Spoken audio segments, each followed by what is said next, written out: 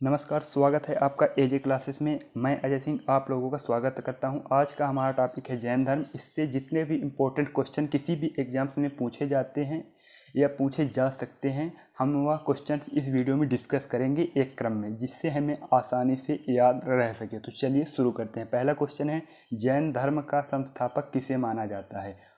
तो इसके ऑप्शन से ए महावीर, बी ऋषभदेव, सी अजितनाथ, डी सुमितनाथ। तो इसका राइट आंसर है बी, ऋषभदेव को जैन धर्म का संस्थापक माना जाता है और यह जैन धर्म के पहले तीर्थकार थे। और यह जो है तो जैन धर्म के संस्थापक थे। जैन धर्म में कुल 24 तीर्थकार थे, जिसमें से यह पहले नंबर के तीर्थकार हैं। चलिए नेक्स्ट देखते हैं। क्वेश्चन नंबर सेकंड, जैन धर्म को विकसित व संगठित करने का श्रेय किसे दिया जाता है? ए ऋषभदेव, बी पार्श्वनाथ, सी महावीर और डी गौतम बुद्ध। तो इसका राइट आंसर है ऑप्शन नंबर सी, महावीर को विकसित व संगठित करने का श्रेय जैन धर्म का दिया जाता है। इन्होंने ही इसको विकसित और संगठित किया था और यह 24वें तीर्थकार हैं जैन धर्म के। चलिए नेक्स्ट देखते हैं। क्वेश्चन नंबर थर्ड है, जैन धर्म में कैलाश पर्वत का संबंध कैसे है? ए ऋषभदेव शरीर त्याग, बी महावीर ज्ञान प्राप्त, सी महावीर जन्म और डी ऋषभदेव जन्म। तो इसका राइट आंसर होगा ऑप्शन ए, ऋषभदेव शरीर त्याग। उन्होंने अपना शरीर त्याग कैलाश पर्वत में किया था, इसलिए जैन धर्म का कैलाश पर्वत का विशेष महत्व है और यह पहले तीर्थकार थे। नेक्स्ट, जैन धर्म के 23वें तीर्थकार कौन थे? A Rishabhdev, B Mahavir, C Parshvanath और डी सुमितनाथ। तो इसका राइट आंसर होगा option number C, Parshvanath Jain धर्म के 23वें तीर्थकार थे। यह कभी कभी क्वेश्चंस एग्जाम्स में आ जाते हैं, तो इसका राइट आंसर है ऑप्शन सी, पार्श्वनाथ 23वें तीर्थकार थे और इसमें कुल 24 तीर्थकार हुए, जिसमें से ये 23वें नंबर के थे। नेक्स्ट है, महावीर का जन्म कब हुआ था? तो महावीर का जन्म कब हुआ? ए 542 ईसा पूर्व, बी 540 ईसा पूर्व, सी 538 ईसा पूर्व और डी 550 ईसा पूर्व। तो इसका राइट आंसर है ऑप्शन बी, 540 ईसा पूर्व में इनका जन्म हुआ था। कुछ विद्वान इनका जन्म 599 ईसा पूर्व मानते हैं, लेकिन पुरानी NCERT के अनुसार इनका जन्म 540 ईसा पूर्व में हुआ था, इसलिए इसका राइट आंसर 540 ईसा पूर्व। नेक्स्ट है क्वेश्चन नंबर 6, महावीर जी का जन्म स्थल कहाँ है? ए कुंडग्राम, बी मगध, सी ओरछा, डी अयोध्या। तो इसका राइट आंसर है ऑप्शन नंबर ए, कुंडग्राम इनका जन्म स्थल है। और कुंडग्राम कहाँ है? तो यह वैशाली, कहाँ है? वैशाली में। और वैशाली कहाँ है? वैशाली है बिहार में। तो इसलिए आपको याद रखना है कि इनका जन्म बिहार के कुंडग्राम में जन्म हुआ था। ठीक। नेक्स्ट है क्वेश्चन नंबर 7, महावीर के पिता का नाम क्या है? ए शुद्धोधन, बी सिद्धार्थ, डी वर्धमान और डी देवदत्त। तो इसका राइट आंसर होगा ऑप्शन नंबर बी, सिद्धार्थ इनके पिता का नाम है। ठीक, महावीर के पिता का नाम सिद्धार्थ है। चलिए नेक्स्ट देखते हैं। क्वेश्चन नंबर 8 है, महावीर की माता का नाम क्या है? ए त्रिशला, बी चंदना, सी महामाया, डी लक्ष्मी। तो इसका राइट आंसर है ऑप्शन नंबर ए, त्रिशला।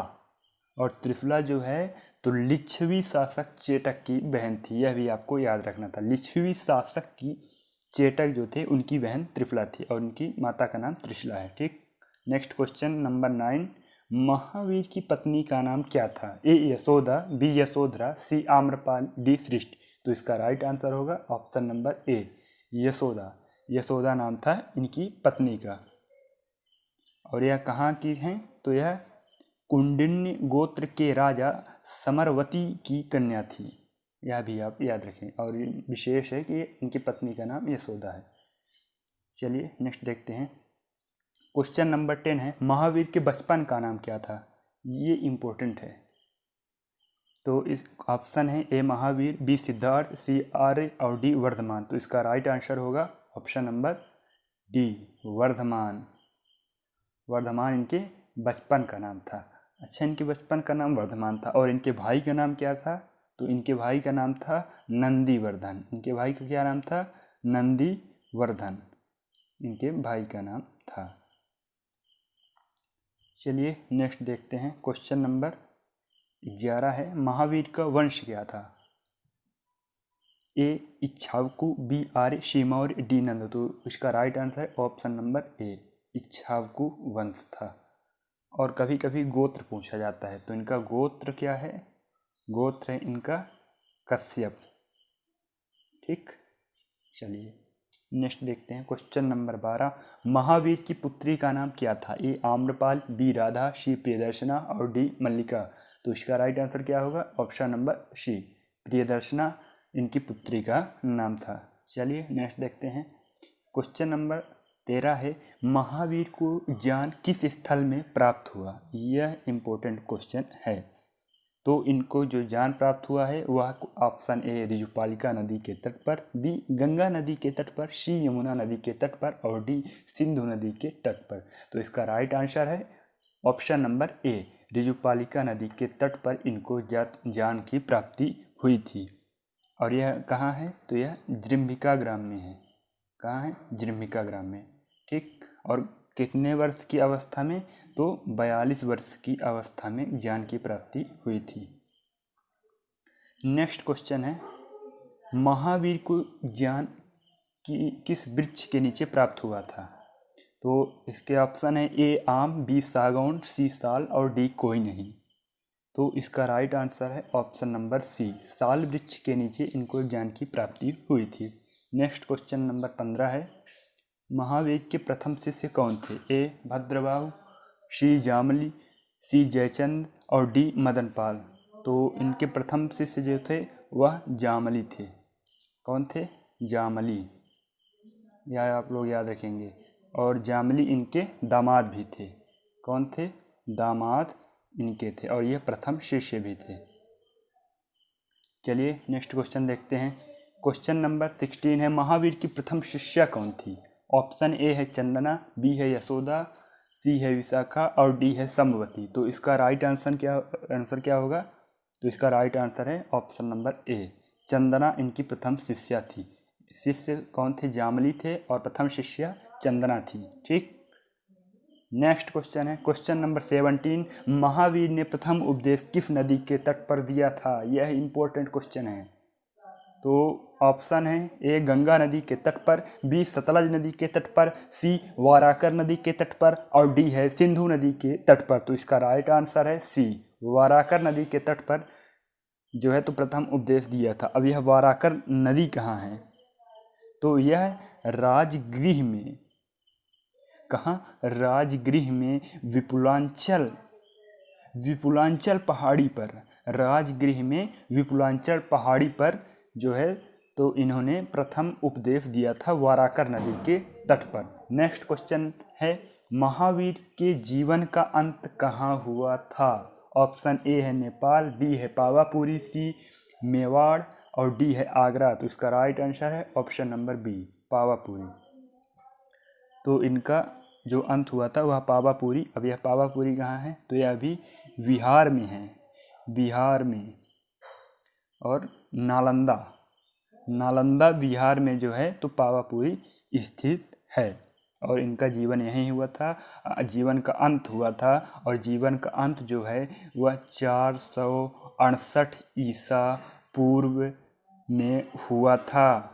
540 ईसा पूर्व में जन्म हुआ था और 468 ईसा पूर्व में इनका अंत हुआ था। और वह जो उनकी उम्र हुई कुल वह हुई 72 वर्ष। ठीक, चलिए नेक्स्ट देखते हैं। और जो है तो यह दीपावली के दिन इनको जो है तो निर्वाण की प्राप्ति हुई थी। मतलब जीवन का अंत है जिसे निर्वाण कहते हैं, वह दीपावली के दिन हुआ था। चलिए नेक्स्ट क्वेश्चन है 19 नंबर, महावीर जयंती किस तारीख को मनाई जाती है? यह भी इम्पोर्टेंट है। तो इसका राइट आंसर होगा option number A 7 April, B 5 मई, सी 7 जून और डी 9 अप्रैल। तो इसका राइट ऑप्शन है ऑप्शन नंबर डी, 9 अप्रैल को महावीर जयंती मनाई जाती है। नेक्स्ट क्वेश्चन है क्वेश्चन नंबर 20, जैन धर्म में कितने पंथ हैं? ऑप्शन ए 4, बी है 6, सी है 2 और डी है 5। तो इसका राइट आंसर है ऑप्शन सी 2। जैन धर्म के 2 पंथ हैं। कौन कौन से हैं? श्वेतांबर पंथ और दिगंबर पंथ। तो अब जो 2 पंथ हुए श्वेतांबर और दिगंबर, तो श्वेतांबर पंथ के प्रमुख थे स्थूलभद्र और दिगंबर संप्रदाय के प्रमुख थे भद्रबाहु। यही इनके 2 पंथ हैं। क्या हुआ था, यहाँ पे 2 मिनट का समय लेते हैं हम। तो क्या हुआ था कि जब मगध में बहुत बड़ा अकाल पड़ा था, और कब पड़ा था, तो ये जो है तो महावीर जी के निधन के 200 वर्ष बाद मगध में बहुत बड़ा अकाल पड़ा था, जिससे चंद्रगुप्त मौर्य और दिगंबर संप्रदाय के भद्रबाहु मगध छोड़कर चले गए थे, और जो जिम्मेदारी थी स्थूलभद्र को दी गई थी। तो स्थूलभद्र यहाँ वस्त्र, सफ़ेद वस्त्र पहनना, कुछ नियम बना लिए, और भद्रबाहु के कुछ अलग नियम बन गए। वहीं से 2 पंथ का निर्माण हुआ। तो कितने पंथ हैं? 2 पंथ हैं, ठीक ना। कौन कौन से? श्वेतांबर और दिगंबर। चलिए नेक्स्ट देखते हैं। क्वेश्चन नंबर 21 है, जैन धर्म में पूर्व एवं वर्तमान जन्मों के कर्म फलों को समाप्त करने हेतु किनके पालने की बात कही गई है? तो ऑप्शन ए है पंच रत्न, बी त्रिरत्न, और सी द्वरित, और डी कोई नहीं। तो इसका राइट आंसर है ऑप्शन नंबर बी, त्रिरत्न को पालने की बात कही गई है। तो जो त्रिरत्न है वह है सम्यक दर्शन, सम्यक ज्ञान और सम्यक चरित्र। और इसमें आपको इनका मतलब भी थोड़ा सा हम बता देते हैं। तो सम्यक दर्शन का अर्थ होता है वास्तविक ज्ञान, और सम्यक ज्ञान का मतलब सम्यक ज्ञान का मतलब होता है वास्तविक ज्ञान, और सम्यक दर्शन का अर्थ होता है सत्य में विश्वास, और सम्यक चरित्र का अर्थ होता है इंद्रियों व कर्मों पर पूर्ण नियंत्रण। ठीक, यह इम्पोर्टेंट है, यहाँ पे देख लीजिए। 3 त्रिरत्न हैं, त्रिरत्न कहे जाते हैं इन्हें। तो त्रिरत्न जो है तो सम्यक दर्शन, सम्यक ज्ञान और सम्यक चरित्र। चलिए 21 नंबर हो गया, 22 देखते हैं। त्रिरत्नों के अनुशीलन हेतु कितने महाव्रत का पालन करना अनिवार्य है? ए 5 महाव्रत, डी 8 महाव्रत, और सी 7 महाव्रत, और डी नंबर है 3 महाव्रत। तो इसका राइट आंसर होगा ऑप्शन नंबर ए, 5 महाव्रत जो है तो पालन करना त्रिरत्नों के लिए, जो वह भी ऊपर बात हुई, अनिवार्य है। तो ये 5 महाव्रत कौन से हैं? ये है अहिंसा, सत्य, अपरिग्रह, अस्तेय और ब्रह्मचर्य। हो गए 5। अब इनका हम थोड़ा सा अर्थ बता देते हैं। तो अहिंसा का अर्थ होता है जीव की हिंसा ना करना, किसी प्रकार के गलत काम ना करना, वह है अहिंसा। और सत्य में होता है सदा मधुर बोलना और सत्य बोलना। और अपरिग्रह का मतलब है संपत्ति ग्रहण ना करना। और जो है अस्तेय का अर्थ है चोरी न करना, किसी से बिना पूछे कोई वस्तु ना लेना। और ब्रह्मचर्य का है इंद्रिय निग्रह करना। ठीक, यह हो गए 5 महाव्रत, और त्रिरत्नों के पालने के लिए इनका अनिवार्य है। इससे भी क्वेश्चंस आते हैं, तो यह आपको हमने विस्तार से बता दिया, ध्यान रखेंगे। और इनके 2 पंथ हैं, ठीक ना, बता दिए ऊपर हम। 23 नंबर क्वेश्चन है, जैन धर्म की प्रथम जैन संगीतियाँ का आयोजन कब हुआ? ऑप्शन ए है 322 से 298 ईसा पूर्व, और ऑप्शन बी है 700 ईसा पूर्व, सी है 200 से 100 ईसा पूर्व, और डी है 100 ईसा पूर्व। तो इसका राइट आंसर है 322 से 298 ईसा पूर्व के कालक्रम में जो है तो प्रथम जैन संगति का आयोजन हुआ था। इसका स्थान जो था पाटलिपुत्र में हुआ था, जो वर्तमान पटना के नाम से है। और जो अध्यक्ष थे स्थूलभद्र थे, और शासक उस समय जो थे चंद्रगुप्त मौर्य थे। यह इम्पोर्टेंट है, यह क्वेश्चन पूरा इम्पोर्टेंट है कि जैन धर्म की प्रथम संगीति का आयोजन कब हुआ था। तो 300 ईसा पूर्व माना जाता है, लेकिन ऑप्शन ये भी आ सकते हैं 322 से 298 ईसा पूर्व। और कहाँ हुआ था? स्थान पाटलिपुत्र, अध्यक्ष स्थूलभद्र, शासक चंद्रगुप्त मौर्य। और 24 है, जैन धर्म की द्वितीय जैन संगतियाँ का आयोजन कब हुआ? ऑप्शन ए है 589 ईसा पूर्व, ऑप्शन बी है 587 ईसा पूर्व, सी है 234 ईसा पूर्व, और डी है 512 ईसा पूर्व। तो इसका राइट आंसर है डी, 512 ईसा पूर्व जैन धर्म की द्वितीय जैन संगति का आयोजन हुआ था। स्थल जो है तो वल्लभी गुजरात, और जो अध्यक्ष थे वह देवर्धि गढ़ थे। तो यह भी इम्पोर्टेंट है, लेकिन जो इसके ऊपर वाला प्रथम जैन संगति काफ़ी इम्पोर्टेंट है एग्जाम के दृष्टिकोण से। 25 नंबर क्वेश्चन है, खजुराहो में जैन मंदिरों का निर्माण कौन से शासकों द्वारा हुआ था? ऑप्शन ए मौर्य शासकों द्वारा, बी गहरवार शासकों द्वारा, सी चंदेल शासकों द्वारा, और डी प्रतिहार शासकों द्वारा। तो इसका राइट आंसर है सी, चंदेल शासकों द्वारा खजुराहो की मंदिर जो है तो निर्माण, जैन मंदिरों का निर्माण करवाया गया था। क्वेश्चन नंबर 26, महावीर ने धर्म का प्रचार किस भाषा में किया था?